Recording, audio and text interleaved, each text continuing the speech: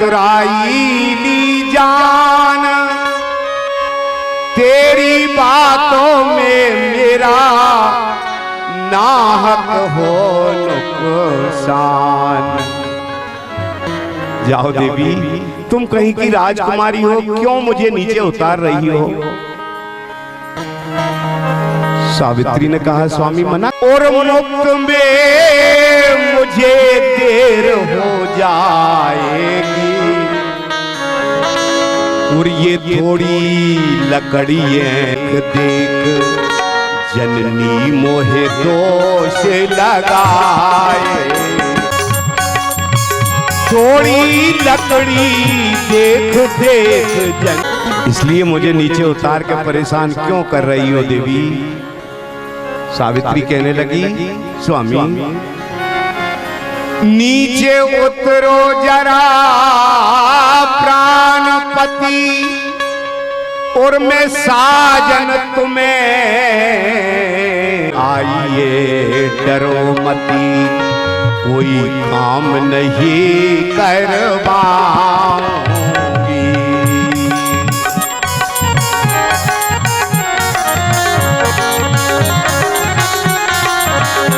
और उतर, स्वामी डर रहे हो क्या? तुम नहीं जानती देवी, मैं समझ रहा हूं कि घोड़े, जान रहा हूं देवी, ये रथ में दो घोड़े जुट रहे हैं। तुमने देख लिया कोई मजदूर लकड़ी काट रहा है, इनका घास कटवाने के लिए शायद मुझे नीचे उतार रही हो। सावित्री ने कहा, स्वामी ऐसा नहीं करूंगी तो क्या करोगी? सावित्री ने कहा, स्वामी नीचे उतरो जरा प्राणपति और मैं घास नहीं और खुदवाऊंगी। सौगंध लेहूं चरणन तुमरे की, मैं साजन तुम्हें बनाऊंगी।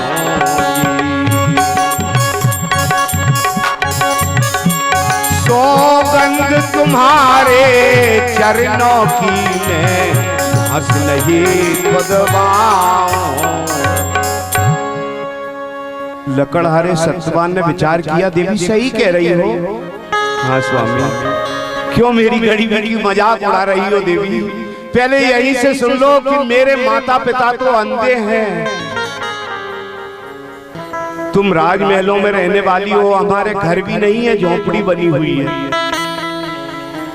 घर में ही लकड़ी काट के ले जाऊंगा, इन्हें बाजार में बेच के 2 पैसे मिलेंगे ना तो अनाज ले जाऊंगा और अपने हाथ से भोजन बना के अंधे माँ बाप को खिला दूंगा, तब भोजन करूंगा। देवी क्यों मजाक उड़ा रही हो मेरी? और सत्यवान वृक्ष पे खड़े होकर रोने लगो। देवी अरे गरीब की गरीबी गरीबी जाने है सावित्री, अरे तुम क्या जानो कि गरीबी होती क्या? सावित्री ने कहा, स्वामी तुम नीचे तो उतरो। और सत्यवान ने कुल्हाड़ी फेंकी और नीचे उतर आए। नीचे उतरते ही सावित्री ने साष्टांग प्रणाम किया और प्रणाम करने के बाद कहने लगी, स्वामी क्या तुम मुझे अपनी पत्नी स्वीकार कर सकते हो?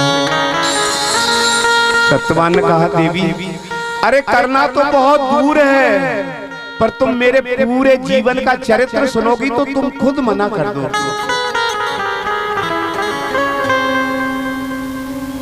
सावित्री चुप हो गई। सत्यवान ने केवल एक निवेदन किया, जब तुम जिद करती हो तो मेरे अंधे माँ बाप अगर अनुमति दे देंगे तो देवी मैं तुम्हारे साथ विवाह कर लूंगा। और सावित्री और सत्यवान कहां पहुंचे? रथ यहीं छोड़ के घर पे, जहां एक झोपड़ी बनी हुई।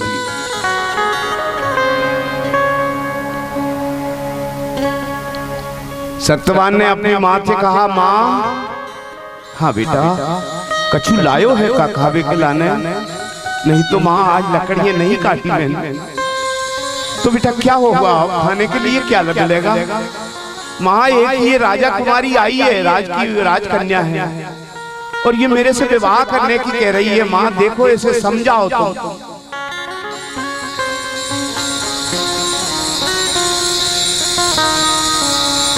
सत्यवान की माँ आती है और सावित्री से कहने लगी, बिटिया, अंधे माँ बाप ने कहा बेटा सत्यवान, हाँ पिताजी कर ले विवाह।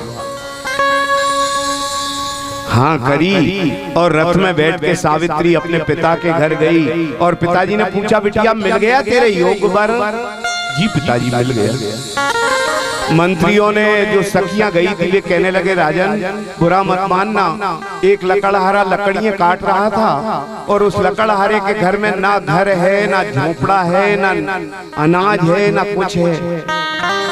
अंधे माँ बाप है, उस बालक से कह के आई है कि मैं इससे शादी करूंगी। राजा ने कहा, बेटा सावित्री, हाँ पिताजी, बिटिया जानती हो इतने बड़े राजा की कन्या और एक कंगाल के घर में जाके रहेगी तो मेरी शान चली जाएगी। कन्या ने केवल इतना कहा, पिताजी ये आन मान सम्मान ये सब राजाओं के काम होते हैं, और जो पतिव्रता होती है वो एक बार जीवन में पति का वर्ण करती है। बिटिया सावित्री और पिताजी की चर्चा चल रही थी और नारद ऋषि आ गए कहीं से घूमते घूमते। राजा ने बैठाल के नारद ऋषि के चरण धो के चरणामृत ग्रहण करने के बाद अपनी बिटिया खड़ी कर दी। गुरुदेव, हाँ राजन, एक ही बिटिया है इकलौती सावित्री, और गुरुदेव इसका विवाह करने के लिए जब मुझे वर नहीं मिला तो मैंने इसे भेज दिया, तो ये चयन करके आई है एक सत्यवान नाम को बालक है, किसी अंधियों का बालक जो लकड़ियां बेचता है, काटता है। इसके हाथ की रेखा तो देखो गुरुदेव, इसके भाग में क्या लिखा हुआ। सावित्री का हाथ देख के नारद ऋषि कहने लगे, राजन, हाँ गुरुदेव, बुरा तो नहीं मानोगे? नहीं नहीं गुरुदेव, ठीक है राजन, तुम्हारी ये कन्या जिस वरण को वर के आई है ना, उस सत्यवान के नाम के बालक जो है ना, हाँ वो उसके उम्र के केवल 30 दिन और बचे हैं।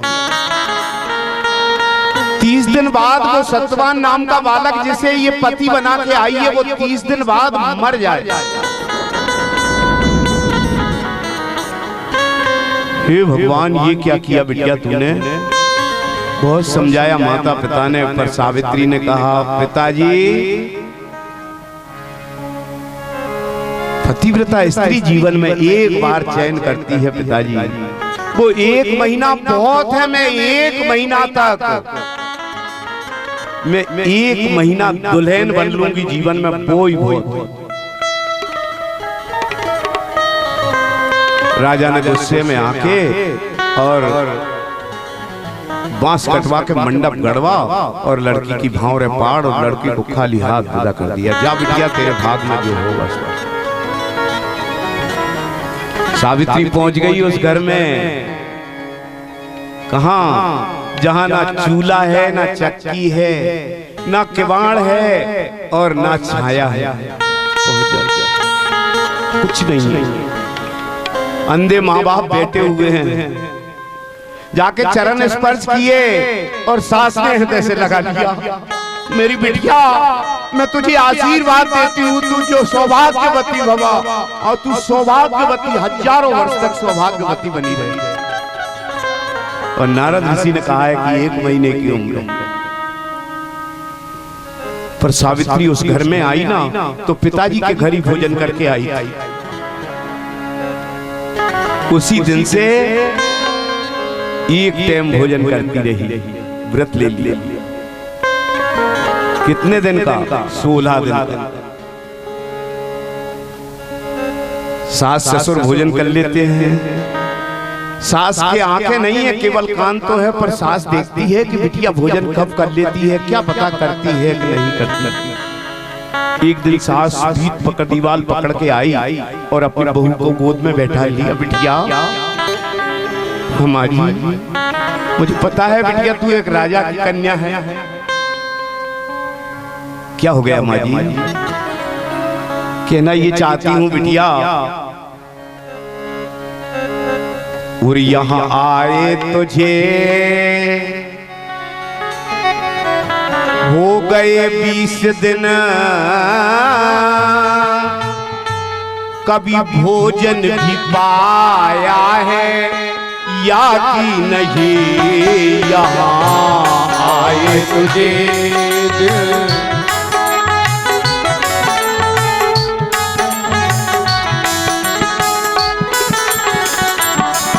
कभी सोती भी है या जगती रहे, कभी पानी पिया है या खाया नहीं, यहाँ आए तुझे। बिटिया सावित्री, हाँ माँ जी, आज 20 दिन हो गए बिटिया, पर मैंने ये नहीं देखा कि तू कब रोटी खाती है, कब पानी पीती है, कब सो लेती है। ऐसा मुझे अभी तक नहीं देखा कि तू हमारे घर भोजन करती है या नहीं करती। नहीं माँ जी, मैं भोजन करती हूँ, पर मैंने 16 दिन का व्रत ले लिया था। क्यों बिटिया? इच्छा से ले लिया था। अच्छा बिटिया, या घर में कछु नहीं है, पर सब खाया कर बिटिया, जो भी दिया है परमात्मा ने। और उसी दिन से सावित्री ने वो एक टाइम भोजन करती थी, वो भी छोड़ दी। कितने दिन बचे थे? 10 दिन। और 11 दिन के लिए सावित्री ने अनशन व्रत ले लिया। 11 दिन तक ना फलाहार करूंगी, ना भोजन करूंगी, केवल पानी पीऊंगी। सत्यवान जाता है, लकड़ियां काट के ले आता है, अपने सास ससुर और पति को भोजन बना देती है, करवा देती है। प्रेम से भोजन करवाने के बाद स्वयं व्रत रह जाती है और निराहार व्रत करती रही। सुखदेव जी वर्णन करते हैं, राजा परीक्षित कितने दिन हो गए? 25 दिन। सावित्री ने 5 दिन जब बचे तो जल पीना भी छोड़ दिया।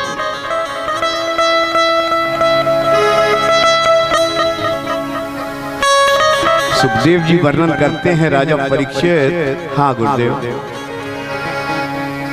और महाराज गए दिन 30 और अन्न को दानों तक नहीं पायो है, और प्रभु को सिंहासन डोल उठो, बाने हरि से ध्यान लगा लो।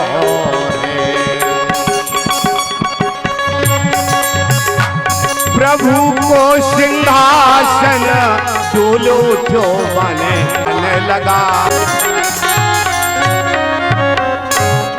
30 दिन हो गए। 30वें दिन सत्यवान लकड़ियां काटने के लिए अपनी कुल्हाड़ी उठा के और चलने लगे। सावित्री साथ में जाने के लिए तैयार हो गई।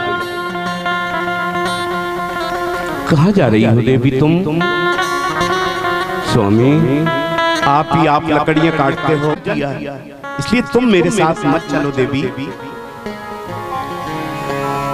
सावित्री ने कहा, स्वामी, जिसका पति कुल्हाड़ी लेके हर पेड़ वृक्ष में चढ़ के लकड़ियां काटते फिरे और उसकी पत्नी घर पे 16 श्रृंगार करके राज रानी के बन के बैठी रहे, ये पतिव्रत धर्म के विरोध है स्वामी, और मैं नहीं रुक पाऊंगी, आपके साथ चलूंगी। सत्यवान ने विचार किया, कैसे डराऊं? ये नहीं जा पा, चलना होगा और कांटे ककरीली पृथ्वी पर कंकर में कांटे ककर। देवी, मैं देख रहा हूं 1 महीने से तुमने साथ चलोगी हे भामनी, तो वहां झरनों का जल पीना होगा और जहरीले जंतु जानवर है उनसे भी कर रहना होगा।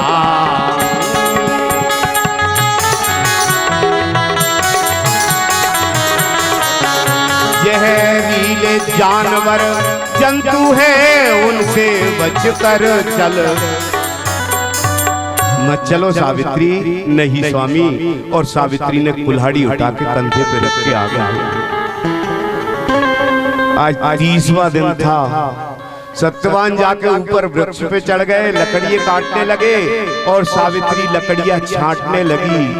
और दिन के 12 बजे और यमराज पड़े पे बैठ के सत्यवान का प्राण लेने के लिए आ जाते हैं। यमराज ने अपना वज्र 12:05 पे सत्यवान के हृदय में वज्र मारा और अपना प्रभाव दिखाया। तो सत्यवान ने ऊपर से कहा, देवी सावित्री। हाँ स्वामी। ये क्या हो रहा है देवी, क्या हो रहा है स्वामी? शरीर थर थर कांपने लगे सत्यवान को। सावित्री समझ जाती है क्या हो रहा है स्वामी। और सत्यवान ने कहा, देवी क्या बताऊं मैं तुम्हें, मेरी जान रही घबराए और पसीनों तन से आए रहो। और देवी मुंह पे अब नहीं उतरो जाए, बदन मेरो थर थर कांप रहो देवी। मुंह पे अब नहीं उतरो जाए, बदन मेरो थर कांप रहो देवी। अब नहीं उतरो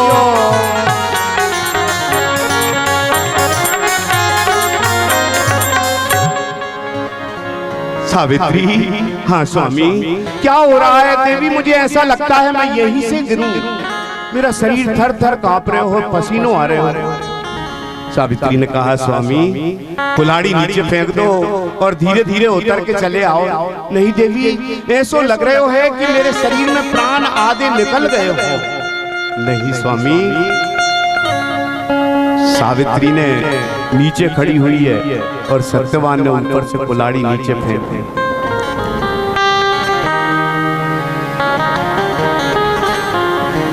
नीचे कुल्हाड़ी फेंक के सत्यवान धीरे धीरे उतर के नीचे आए और सावित्री ने अपने गोद में पति का शीश रख के पंखे से हवा करने लगी, पल्लू से हवा करते करते में क्या होता है, यमराज सत्यवान के प्राण निकाल लिए और हवा करते करते केवल पसीनों आयो और नाक से एक बूंद पानी आयो और सत्यवान की श्वास बंद। सावित्री ने देखा अपनी साड़ी आदि फाड़ के पति के शीश के नीचे रख दी। मृतक शरीर को ढक के खड़ी होकर सावित्री ने दोनों हाथ नीचे कर दिए।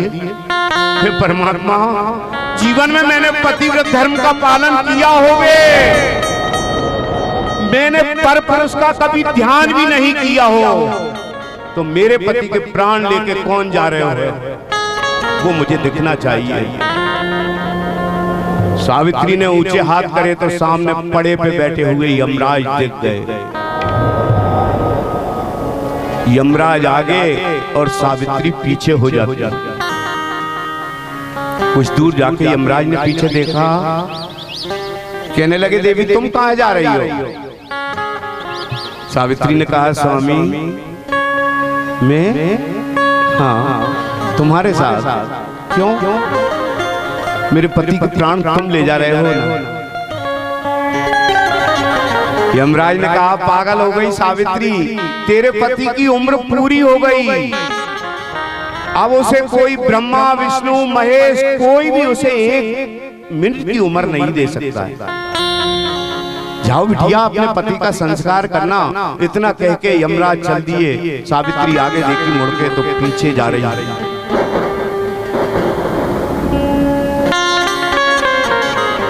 बहुत दूर निकल गए।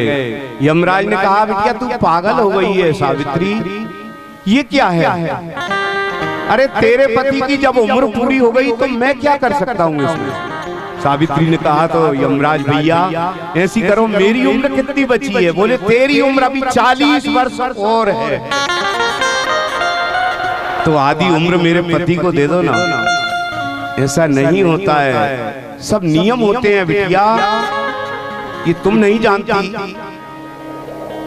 इतना समझा के फिर आगे चले, सावित्री पीछे नहीं मुड़ी। बहुत दूर निकलने के बाद यमराज ने कहा सावित्री क्यों प्राण खा रही हो देवी? बिटिया तेरी इच्छा हो सो वरदान मांग ले, मैं तुझे वरदान दे दूंगा, पर ये पति के प्राण नहीं दे सकता मैं तुम्हें। अच्छा यमराज भैया वरदान दे दोगे? हाँ बिटिया मांग लो। सावित्री ने कहा तो वरदान ही दे जाओ, आप इन्हें नहीं दे हो तो ठीक है मांग लो। और सावित्री वरदान मांगती है, तो यमराज भैया मुझे ये वरदान दे दो कि मैं पुत्रवती हो जाऊं, प्रथम वर मोहे यो दे दो स्वामी, पति संग भोगूं सब भोग दूसरों पर यो दे दो स्वामी, पुत्रवती हो जाऊं प्रथम वर।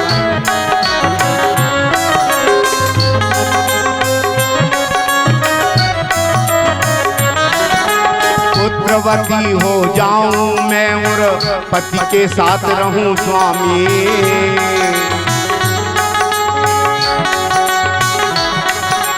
पति के सारे भोग पति के संग में ही भोगूं स्वामी, पति के सारे